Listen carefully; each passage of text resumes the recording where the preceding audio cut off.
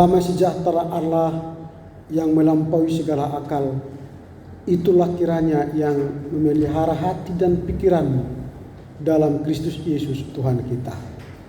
Amin.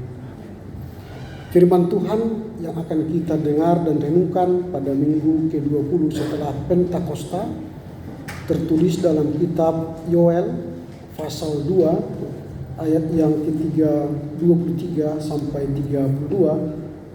Demikian tertulis, Hai Bani Sion, bersorak-soraklah dan bersukacitalah karena Tuhan Allahmu, sebab telah diberikannya kepadamu hujan pada awal musim dengan adilnya, dan diturunkannya kepadamu hujan pada awal dan hujan pada akhir musim seperti dahulu.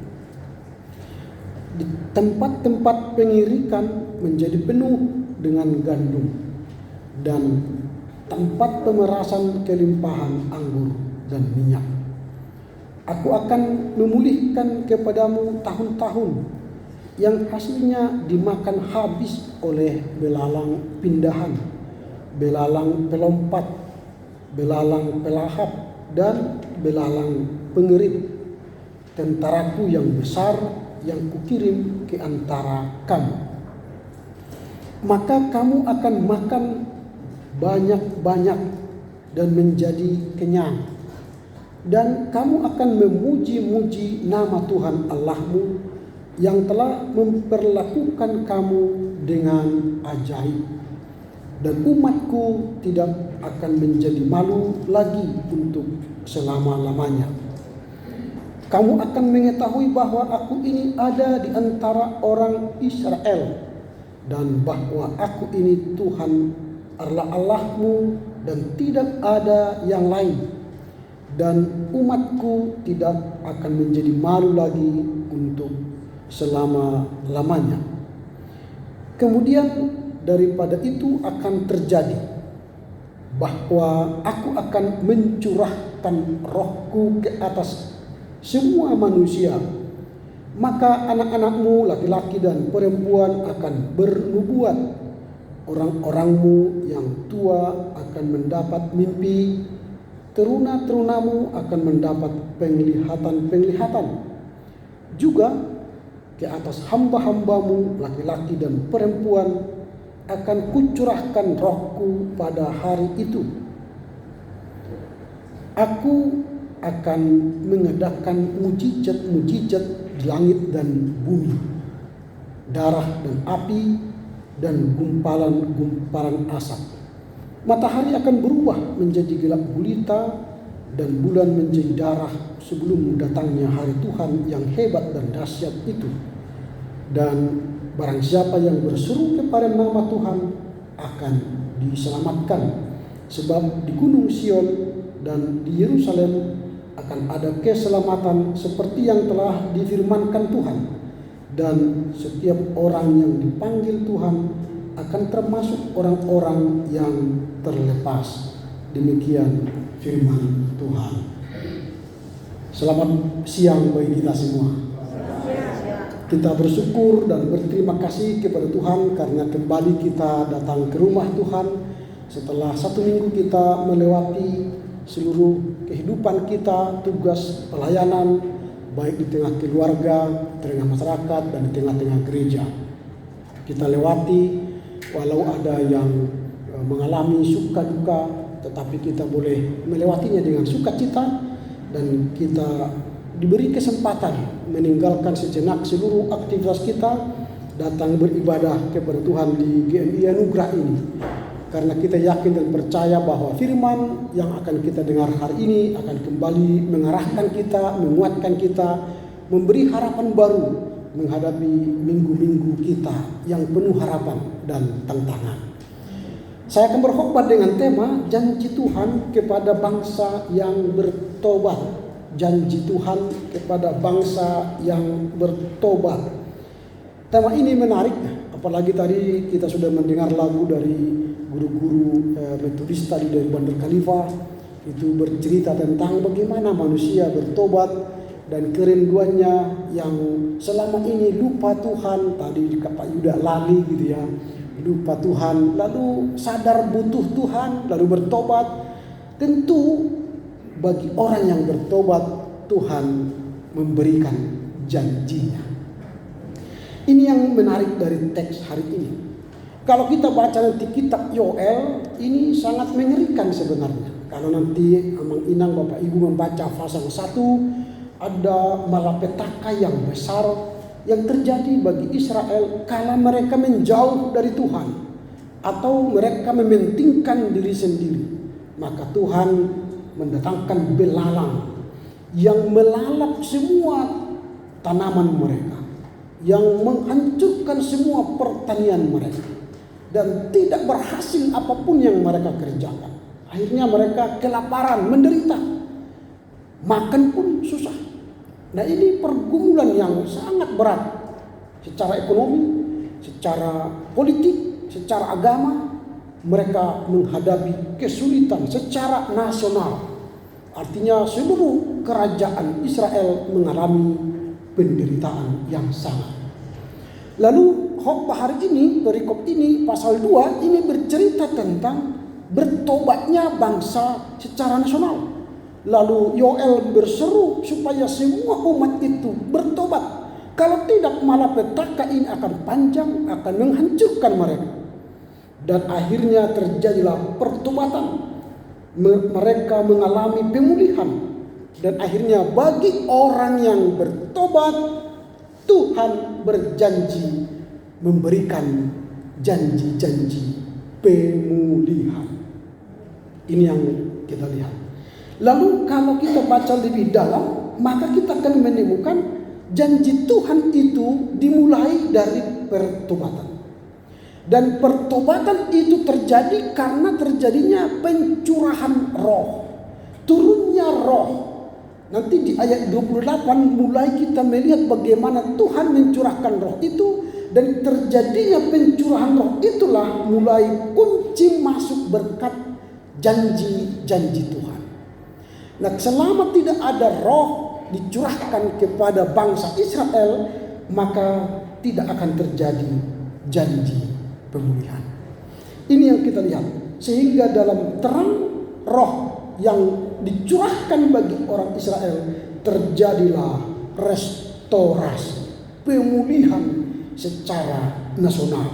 Pemulihan itu terjadi, yaitu Tuhan memulihkan janji-janjinya secara nasional, secara umum. Kemudian Tuhan memulihkan janji-janji secara parsial, khusus untuk orang-orang Israel. Kemudian Tuhan menunjukkan penghargaannya, kemuliaan diberikan kepada umat yang bertobat itu.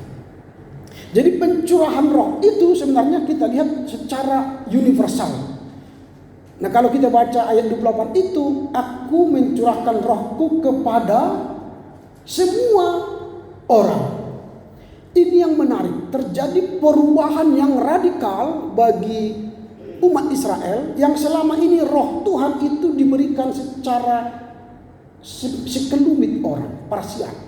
Nanti kalau kita baca dalam Bilangan 11 ayat 25, itu tidak kepada semua orang. Roh itu diberikan kepada Musa. Lalu oleh Musa mengambil roh itu, dia berikan kepada 70 orang. Lalu ketika roh itu hingga kepada 70 orang, maka orang yang menerima Roh Kudus itu mengalami pemulihan, bahkan merasa mereka seperti nabi. Itu dalam Bilangan 11 ayat 25. Nanti di kitab-kitab lain juga ada Ulangan 34 ayat 9. Tidak kepada semua orang. Tetapi kitab Yoel ini memberikan pencurahan Roh Kudus bukan hanya kepada sekelompok orang atau sebagian orang, tetapi kepada semua orang, universal. Inilah pencurahan yang terhebat dalam Perjanjian Lama. Jadi tidak lagi parsial, tapi bagi semua orang. Itu sebabnya nanti kalau kita baca ayat 28 ini dengan teliti, Dikatakan begini, aku akan mencurahkan rohku, aku itu ialah Tuhan, Yahweh, yang punya otoritas, punya kedaulatan memberikan pencurahan itu. Akan ini berarti ketetapan atau penentuan Allah. Dia yang menentukan kepada siapa. Apakah tadi parsial atau universal. Lalu mencurahkan, ini kemurahan hati. Tadi kita lihat latar belakangnya, mereka dalam situasi malapetaka, belalang menghancurkan seluruh tanaman, seluruh pertanian, seluruh usaha. Tetapi Tuhan mencurahkan roh, ini kasih karunia. Lalu dikatakan di sini rohku, berarti rohku itu pribadi. Pribadi Allah diam di antara orang Israel. Jika Allah diam di antara orang Israel, sebenarnya Allah sudah menyelesaikan persoalannya. Kalau Tuhan ada bersama-sama kita, sebenarnya tidak ada musuh kita lagi, tidak ada kesusahan kita lagi. Ini yang Tuhan sampaikan di ayat 28 ini. Artinya ini adalah pernyataan yang cukup tegas di kitab suci kita, bahwa Allah sendirilah yang mencurahkan rohnya kepada semua orang. Pertanyaan kita sekarang ialah, apakah tujuan, apakah maksud dari Tuhan memberikan pencurahan Roh Kudus itu? Pertama, kalau dikatakan nanti kalau kita melihat apalah makna pencurahan Roh Kudus ini, atau janji yang Tuhan berikan ketika dia mencurahkan rohnya secara universal. Yang pertama kita lihat ialah, kalau dikatakan aku akan mencurahkan rohku, ini adalah janji untuk hari terakhir. Nah, ini kita coba bayangkan ketika kitab Yoel menubuatkan Tuhan mencurahkan rohnya, lalu ini akan digenapi nanti pada masa perjanjian baru kala Petrus berkhotbah. Itu jarak waktunya itu dari Yoel sampai kepada masa Petrus itu 800 tahun. 800 tahun kemudian, lama sekali. Lalu setelah Petrus berkhotbah, turunlah Roh Kudus di kisah para rasul itu. Lalu kisah para rasul menuliskan ketika turun Roh Kudus bagaikan api masuk ke seluruh umat, maka terjadilah perubahan yang radikal kala itu. Orang yang tidak mengetahui berbagai bahasa tiba-tiba mengerti bahasa orang lain. Itu perubahan yang luar biasa. 15 negara waktu itu yang sama sekali tidak punya interpreter, tidak punya penerjemah, belum ada seperti pertemuan internasional sekarang pakai Walkman, langsung kita dengar dalam bahasa kita. Tapi ketika Roh Kudus hinggap atas mereka, mereka mengerti bahasa orang lain. Jadi orang yang dipenuhi roh akan mengerti bahasa orang lain. Ini turunnya Roh Kudus. Tapi kalau sekarang, kalau orang mengaku hidup di dalam roh, makin membuat kita tidak mengerti bahasa rohnya. Itu persoalannya. Bla bla bla bla. Ditanya apa artinya itu? Ya suara burung atau suara apa itu, nggak tahu kita. Nah, ini yang aneh. Kalau dulu roh turun membuat kita mengerti bahasa orang, kalau sekarang orang berbahasa roh membuat kita tidak mengerti bahasa mereka. Kalau menurut Paulus itu boleh saja berbahasa seperti itu, tapi janganlah di tengah-tengah jemaat. Pergi ke kamarmu, kunci, silakan berbahasa apapun. Bukan soal bahasanya, Tuhan tahu entah bahasa apapun, gitu kan. Entah bahasa kili-kili, bahasa kolo-kolo, bahasa apapun, Tuhan ngerti.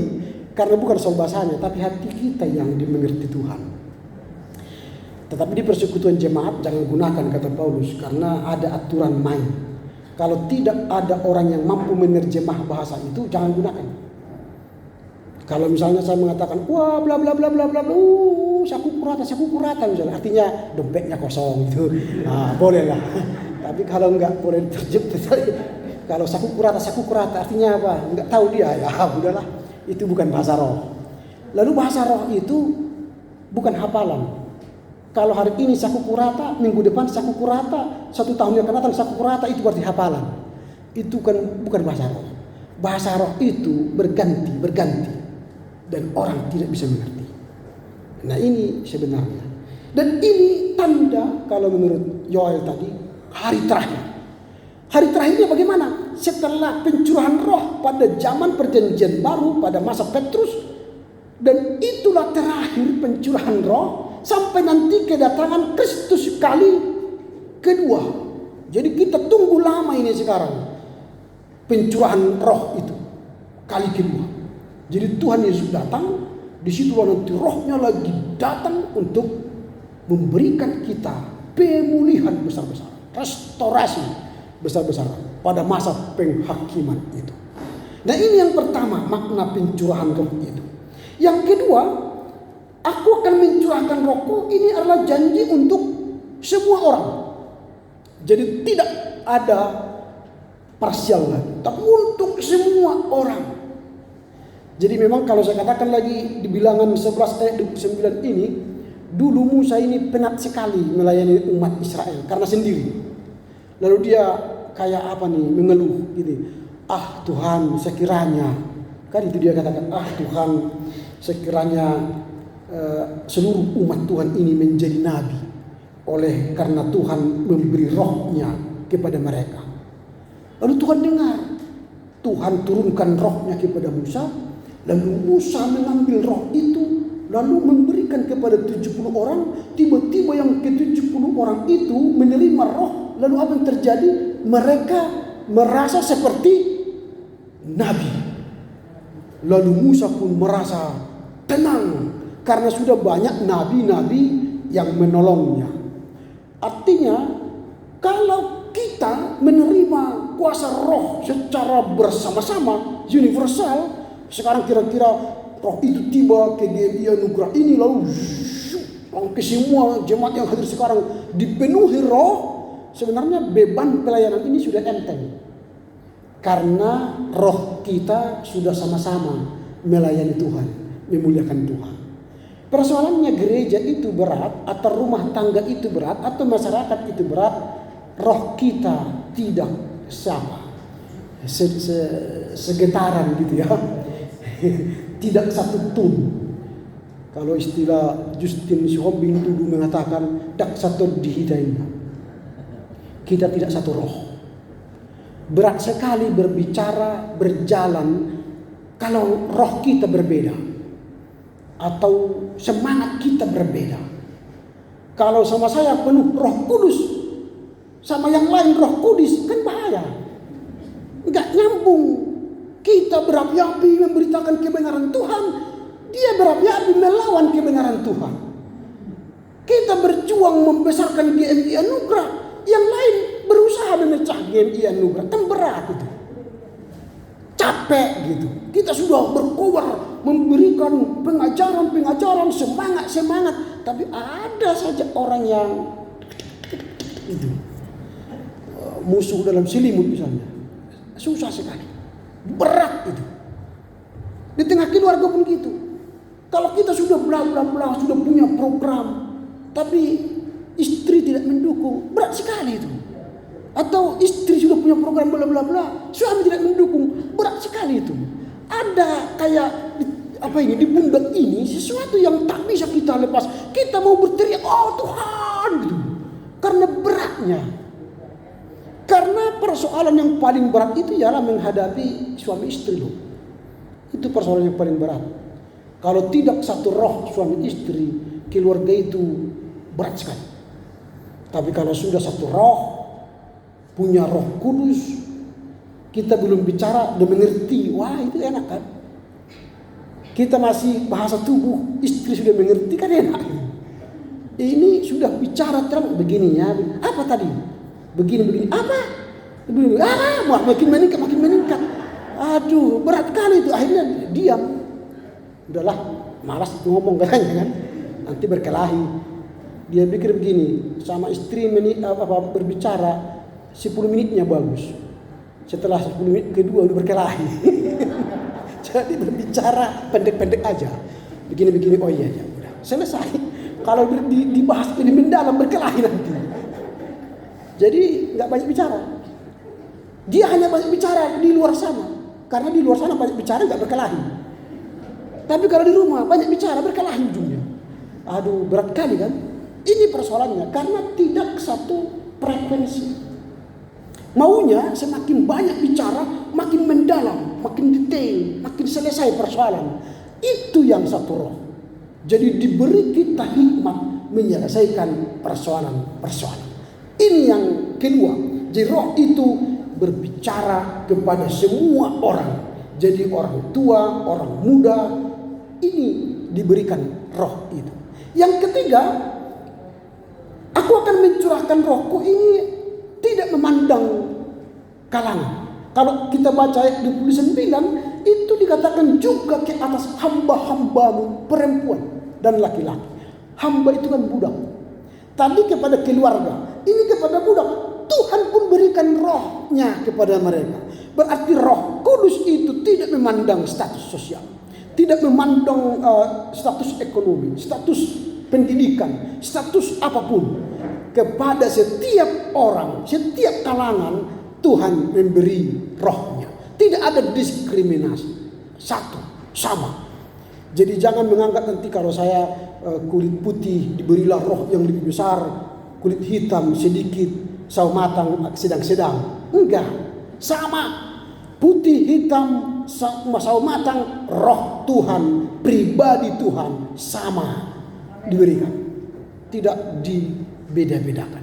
Ini yang ketiga yang kita lihat, bahwa Tuhan tidak memperlakukan diskriminasi.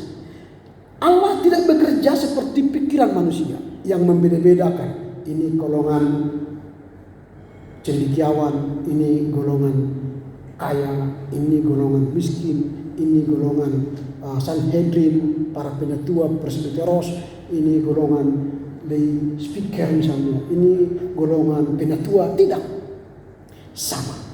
Ini yang kita lihat, bahwa Allah tidak membeda-bedakan. Lalu yang keempat, kalau dikatakan aku akan mencurahkan rohku, ini adalah janji yang mempunyai dan mengandung maksud. Kalau Allah mencurahkan rohnya kepada kita, ada maksud yang akan diberikan kepada kita. Sama seperti Petrus, ketika dia datang ke sebuah tempat, lalu dia bermimpi bermimpilah di Makedonia itu ada orang yang berseru-seru kepada mereka. Lalu dia berkata, ayolah ke sana karena ada orang yang minta tolong kepada mereka. Lalu mereka pergi ke Makedonia, lalu mereka menyelamatkan orang-orang di Makedonia. Jadi kadang mimpi itu pun digunakan Tuhan untuk memberikan janjinya, keselamatannya. Yesus itu diselamatkan karena Yusuf bermimpi. Janganlah pulang dari jalan itu, tapi pergilah cari jalan lain. Itu tema Natal tahun ini kan. Pergilah dari jalan lain. Itu tema Natal tahun 2022. Nah artinya jangan melalui jalannya Herodes, tapi pergilah melalui jalannya malaikat, jalannya Tuhan. Kalau jalan Herodes nanti Yesus dibunuh. Tetapi kalau jalan malaikat, jalan Tuhan, Yesus akan bertumbuh besar, membawa keselamatan bagi kita. Itu yang kita lihat dalam perjalanan. Kalau dikatakan Tuhan memberi maksud kepada kita. Jadi kalau kita mau mengasah mimpi-mimpi kita, mungkin Tuhan akan memberikan kemampuan kita menerawang atau melihat atau menubuatkan ke masa depan. Tapi terkadang-kadang mimpi kita tidak pernah kita asah. Lalu mimpi itu mimpi biasanya itu untuk menyenangkan tidur, menyenyakkan tidurnya itu. Padahal kadang-kadang Tuhan pakai mimpi kita untuk mengingatkan kita. Saya selalu kalau ada mimpi-mimpi, saya selalu bertanya begini, Tuhan apa maksud mimpi ini bagi saya hari ini? Lalu saya hati-hati supaya mimpi itu bisa diwujudkan atau dilawan. Kalau yang buruk harus dilawan, tapi kalau yang baik harus diwujudkan. Nah ini Tuhan beri kita petunjuk untuk melakukan segala sesuatu dari mimpi. Nah pencurahan roh ini pun terjadi seperti itu. Dicurahkan, ada maksud Tuhan kepada kita. Jadi ini yang keempat. Lalu selain yang keempat itu, nah sekarang sudah terjadilah pencurahan roh kepada orang-orang Israel di dalam kitab Yoel. Apakah janji yang pragmatis? Tadi kan janji yang universal itu yang 4 saya katakan itu. Janji yang pragmatis yang diberikan kepada orang Israel setelah bertobat ya. Ini banyak sekali. Ada saya catat lebih 9. Yang pertama, Tuhan memberikan hujan pada awal dan akhir musim. Nah, kalau misalnya seorang petani ketika dia mulai menanam turun hujan, itu bagus. Karena benih ketika ditabur dia cukup air. Lalu dia tumbuh. Lalu dia berbulir. Dan pada akhir musim nanti datang hujan. Berarti benih itu pun semakin baik. Ini yang Tuhan berikan. Artinya Tuhan memberikan hujan sesuai kebutuhan petani. Nah, kalau kita alegorikan itu kepada kita, Tuhan menolong kita tepat pada waktunya. Jadi kehidupan orang percaya itu pas-pasan. Pas butuh datang pertolongan. Butuh uang ada orang yang mentransfer. Ya. Butuh mobil ada orang datang membawa mobil. Ya. Pas-pasan. Gitu. Tidak berlebihan. Secukupnya. Tapi secukupnya ini pun nanti kita bahas nanti. Pasti secukupnya ya. Nah, ini yang pertama. Yang kedua, tempat penggirikan akan dipenuhi dengan gandum. Selama ini kosong, tidak ada gandum. Tetapi setelah Tuhan melihat pertobatan umat Israel, dicurahkan rohnya, maka Tuhan akan memenuhi lumbung mereka dengan gandum. Gandum itu berarti kebutuhan sehari-hari. Yang kita butuhkan makanan, minuman, sandang, pangan, Tuhan penuhi. Jadi tidak pernah kekurangan. Nah, ini yang menarik. Sehingga tidak ada lagi kelaparan seperti pada pasal 1. Tapi berkecukupan. Bahkan dikatakan berlimpah-limpah. Lalu yang ketiga, tempat pemerasan dipenuhi dengan anggur dan minyak. Nah, anggur ini kan semangat ini sebenarnya. Kalau minum anggur itu kan membuat tubuh semangat ya. Jadi dulu sudah kering, malas, emosi, menggerutu gara-gara tidak ada lagi uang, hancur ekonomi. Sekarang ada uang, bersemangat gitu ya. Punya pemikiran-pemikiran untuk mengembangkan pelayanan dan sebagainya. Ada minyak berarti dia bisa menggunakan usaha, mengelola bisnis, mengelola kehidupan dengan baik lagi. Itu yang kita lihat. Lalu yang keempat, akan memulihkan tahun keberhasilan. Selama ini gagal. Tapi ini akan berhasil. Apa yang kita lakukan dibuatnya berhasil. Apa yang kita rancangkan dibuatnya terwujud. Apa yang kita pikirkan direalisasikan. Apa yang kita cita-citakan kita raih. Ini yang menarik bagi orang yang dipenuhi roh Tuhan. Lalu yang kelima, akan makan yang banyak dan menjadi kenyang. Ini tadi saya katakan, makan secukupnya ini. Memang orang Batak ada filsafatnya mengatakan begini, saya agak merlepan busur marsi tanganon sampai gitu kan baru sah. Kalau tidak itu belum sah. Artinya tidak ada lagi ruang yang kosong di sini. Itu. Padahal kalau filsafat kita orang Chinese mengatakan begini, banyak makan, pendek makan, sedikit makan, panjang makan. Apa artinya itu? Banyak makan, pendek makan, sedikit makan, panjang makan. Oh, ini kan berbanding terbalik dengan falsafah orang Batak tadi. Nah, artinya begini, kalau kita banyak makan, banyak semua, waktu kita makan sedikit. Aturan ini bisa 70 tahun jadi 30 tahun, 40 tahun. Karena dilalap semua. Padahal dikatakan sedikit makan, panjang makan. Jadi dia makan secukupnya, akhirnya dia punya waktu makan panjang. Sampai 70-80 tahun waktu dia makan. Nah, tergantung kita sekarang. Mau banyak makan atau makan secukupnya. Itu.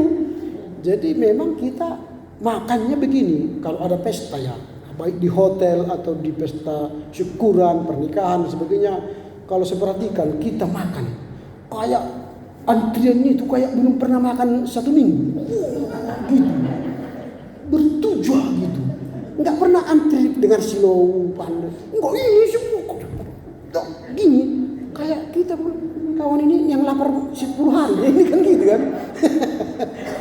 Nah, padahal kalau trik makan secukupnya. Kalau orang antri, jangan kejar nasi, kejarlah buah. Kan itu. Orang kan nggak ada yang antri ke buah kan. Kita makan buah dulu, biar berisi dulu sedikit ke sini kan. Setelah mulai kosong antri, baru kita ambil. Ambillah yang tidak pernah kita miliki di rumah. Nasi, ada di rumah. Sak udah sering. Panggang, ini sudah sering. Barbecue, enggak ada. Hotdog, enggak pernah ini. Salad, enggak pernah itu aja makan. Karena yang lain itu sudah pernah. Tapi kalau 20 macam pun kita makan semua 20 macam, ya penyakitan juga. Makanlah yang secukupnya, yang bergizi, supaya sedikit makan panjang. Itu jangan banyak makan, pendek. Ngambil semua, ini kan. Tapi habis di ujung sana pun nggak habis. Sayang kan, rugi tukang tempat yang bersyukuran itu, yang berpesta. Karena kita ambil banyak, tapi itu pun kita tidak habiskan. Nah ini makan sekenyangnya sebenarnya di sini, ambillah secukupnya.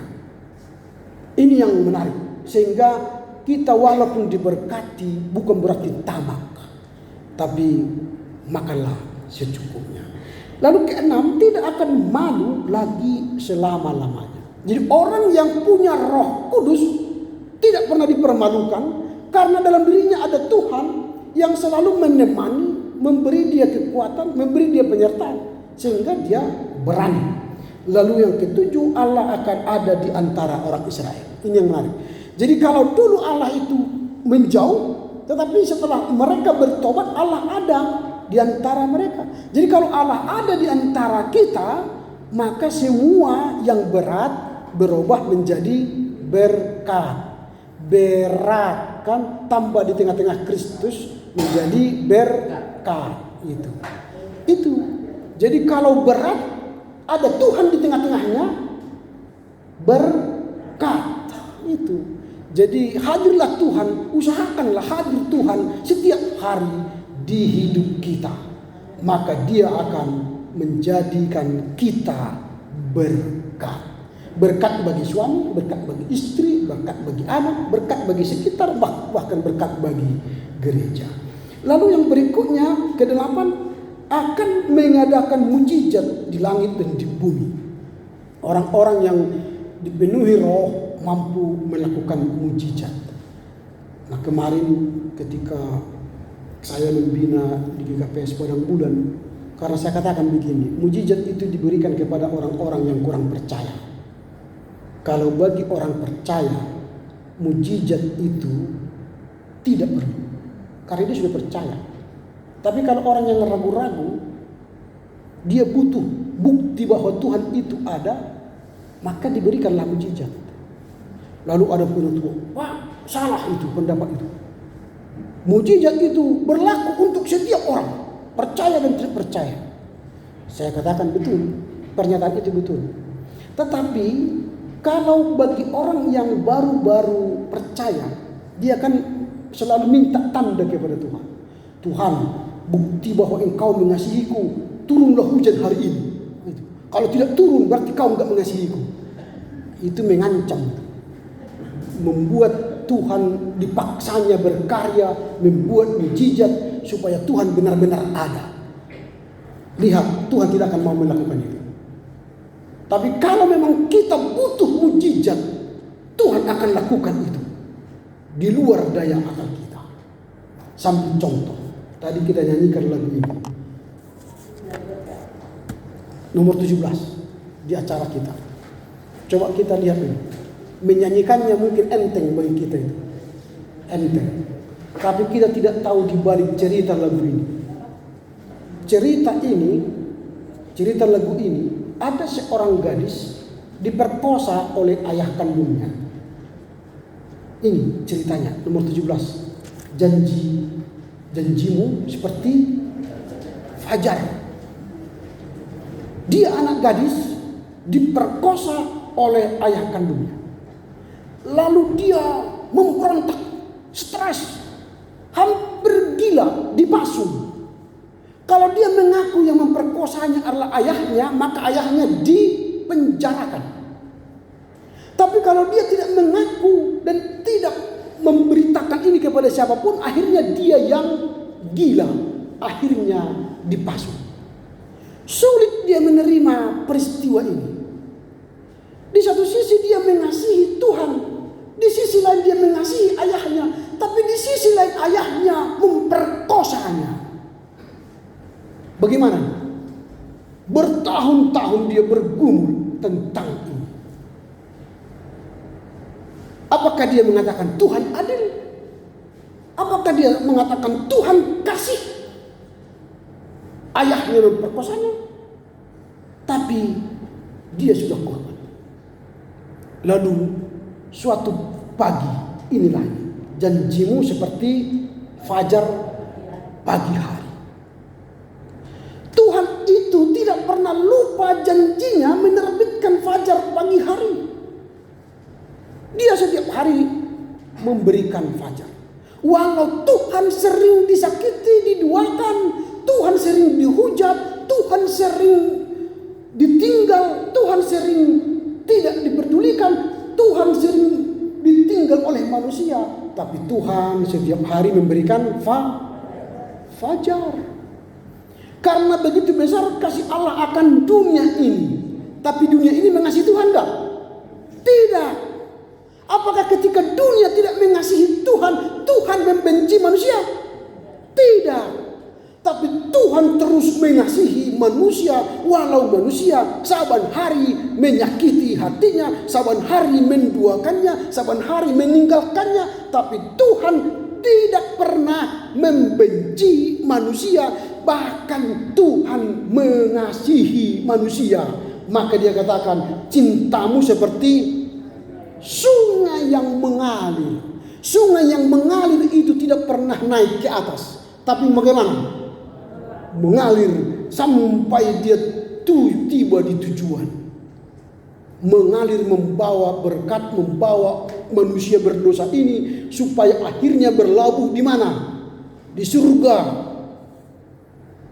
Walau kita melewati banyak arungan, tapi Tuhan sedang mendidik kita di tengah perjalanan ini sehingga nanti tiba di sana di surga kekekalan. Makanya dia katakan, dan ku tahu betapa dalamnya kasihmu. Sejak itu baru dia terima bapaknya yang memperkosanya. Setelah dia terima bapaknya yang memperkosanya, dia sembuh, dia pulih, dia peluk bapaknya dengan kasih Bapa. Inilah lagu janjimu seperti fajar. Kalau kita nyanyikan ini nanti dengan cerita itu akan berubah pemahaman kita. Jika kita tidak menyanyikannya lagi dengan biasa-biasa, tapi menyanyikannya dengan melihat pergumulan seorang yang mengasihi ayahnya yang memperkosanya. Coba kita nyanyikan dulu sekali. Ketika kuhadapi kehidupan ini, jalan mana yang harus kupilih? Mengasih tahu ayahnya memperkosanya atau tidak? Ku tahu ini aku tidak sanggup. Ku tahu aku tak mampu. Hanya Kau Tuhan tempat jawaban. Kita nyanyikan.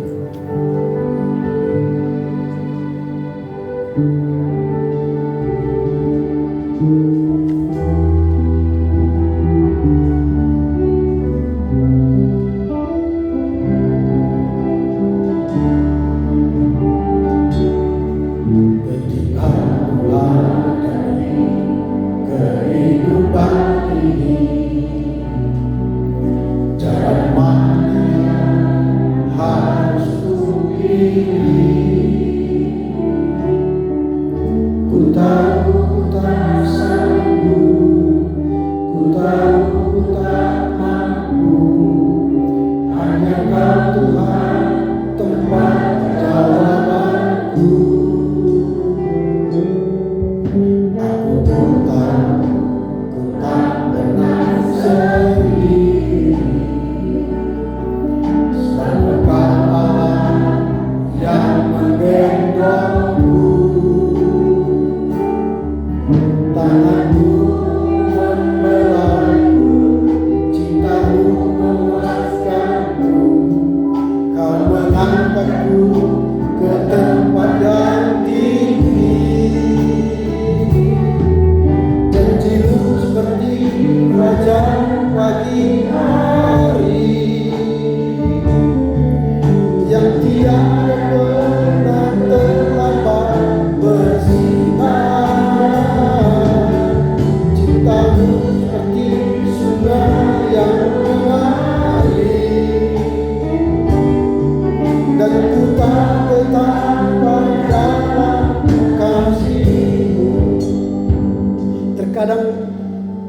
Dalam mengatasi keluarga pun kita tidak tahu jalan mana yang harus kita pilih. Apakah harus kita menyatakan kebenaran atau kita menahan sakit? Karena yang sering menyakiti kita ialah orang yang paling kita cintai. Siapa itu? Istri suami kita. Itulah orang yang berpotensi melukai kita, menyakiti kita. Apakah kita pilih jalan lain atau menahan jalan itu sembari meminta Tuhan, tambahkan kasih-Mu padaku supaya aku terus mengasihi istriku, mengasihi suamiku, mengasihi anakku dengan kasih-Mu yang luar biasa itu. Bagi orang yang sudah dicurahkan roh Tuhan, dia akan mampu berkata, janji-Mu seperti fajar yang memberi kehidupan walau kami sering melalaikan Tuhan. Tapi Tuhan tetap mencintai kita. Ini yang ke-8. Lalu yang ke-9, apa janji Tuhan yang diberikan kepada kita? Banyak sekali nih janji Tuhan. Yang ke-9 ialah yang berseru kepada nama Tuhan akan diselamatkan. Jadi kita sebenarnya diajak bagi orang yang sudah dipenuhi Roh Kudus berseru. Berseru itu kan berarti bersuara. Nyatakan suaramu. Nyatakan jeritanmu. Supaya apa? Tuhan mendengar jeritan kita. Setiap orang yang berseru, Tuhan akan dengar. Tuhan akan menolong. Bahkan memperhatikan jeritan kita. Lalu dikatakan di sini, apa yang menjadi jeritan kita? Itu adalah pergumulan kita yang terdalam. Saya ada menonton video seorang ibu rumah tangga yang puluhan tahun mengalami pergumulan. Lalu dia katakan begini, kunci keberhasilan saya melewati seluruh pergumulan ialah setiap saya bergumul, saya berseru memanggil nama Yesus. Karena dalam nama Yesus ada kekuatan. Dalam nama Yesus ada ketenangan. Dalam nama Yesus ada jalan keluar. Jadi setiap kita punya pergumulan, persoalan, maka panggil, berserulah kepada Tuhan. Ini yang ke-9, berkat-berkat parsial yang Tuhan berikan dan akan genapi kepada kita. Kalau kita sudah bertobat, kita berubah meninggalkan jalan yang sesat, dosa-dosa kita mendekat kepada Allah, maka Tuhan akan penuhi janji-janji ini. Ke-9 janji ini sekarang menjadi milik kita, menjadi bagian kita. Lalu bagaimana cara meraihnya? Segeralah bertobat, segeralah meninggalkan kefasikan, segeralah meninggalkan kejahatan, dan mulailah mendekat, melekat, bahkan bersama Tuhan. Itu yang mau kita rindukan. Lalu apa yang menjadi renungan kita dalam minggu ke-20 setelah Pentakosta ini? Pertama, berkat utama dalam kehidupan kita adalah Roh Kudus. Setelah Yesus naik ke surga, maka yang menyertai kita sekarang di dunia ini ialah Roh Kudus. Dia yang menyertai, memelihara, mengajari, dan membimbing kita. Dan roh itulah yang terus mengingat-ingatkan kita, membisik-bisikkan ke hati kita, ke pendengaran kita, ke pikiran kita, supaya tetap berjalan dalam kehendak Tuhan. Jadi kita harus mendengar. Roh Kudus itu banyak berbisik, menyampaikan kebenarannya, dan menegur kita dikala salah, mengingatkan kita dikala lupa, supaya tetap mengingat Tuhan atau tetap melakukan kehendak Tuhan. Itu yang pertama. Yang kedua, fungsi roh adalah supaya kita mampu berseru kepada Tuhan. Terkadang mulut ini keluh, tidak mampu berseru kepada Tuhan karena beban itu berat sekali. Berkata-kata pun tidak bisa. Tapi nanti kalau kita baca dalam Roma 8, ketika mulut ini tidak mampu berkata-kata, roh membantu kita berkata-kata kepada Tuhan. Jadi seruan kita itu disampaikan roh kepada Tuhan, dan Tuhan mendengarkan seruan itu. Karena itu fungsi roh itu ialah membantu kita menyampaikan seruan kita kepada Tuhan. Yang terakhir, janji Tuhan akan nyata bagi kita jika kita mau segera bertobat, meninggalkan kejahatan dan berbalik kepada Tuhan. Jadi segeralah melakukan restorasi dalam diri kita. Supaya apa? Nyatalah berkat dan janji Tuhan bagi kita. Karena itu selamat menikmati, merayakan janji-janji Tuhan. Pulang nanti ke rumah, rayakanlah kebersamaan dengan keluarga, anak-anak, dengan masyarakat, bahwa Tuhan akan memenuhi janji-janjinya bagi kita kalau kita segera meninggalkan dan kembali kepada Tuhan. Tuhan Yesus memberkati kita. Amin. Kita berdoa. Terima kasih Bapa karena firman-Mu mengajar kami bahwa Tuhan akan memberikan janji-Mu kepada kami yang bertobat. Sama seperti orang Israel kala itu. Setelah mereka bertobat, Tuhan memulihkan mereka secara nasional. Bahkan memulihkan secara parsial. Tuhan memberkati mereka dengan janji-janji-Mu. Memberikan hujan pada awal dan akhir musim. Memberikan mereka semua kepenuhan, baik gandum, baik anggur, minyak. Bahkan memberikan keberhasilan pada usaha-usaha mereka. Mereka makan dan kenyang. Mereka tidak lagi dipermalukan. Bahkan mereka Engkau sertai. Karena Tuhan bersama-sama dengan mereka. Mereka Tuhan berkati dengan mujizat-mujizat. Bahkan Tuhan menolong, menyelamatkan mereka yang berseru. Karena itu Tuhan, mampukan kami mengerti, memahami firman-Mu. Sehingga pada minggu ke-20 Pentakosta ini, kami terus dicurahkan Roh Kudus-Mu kepada kami. Dan kami terus diingatkan oleh Roh Kudus untuk tetap setia melayani Tuhan. Terpujilah Engkau Bapa di dalam Kristus Yesus. Amin.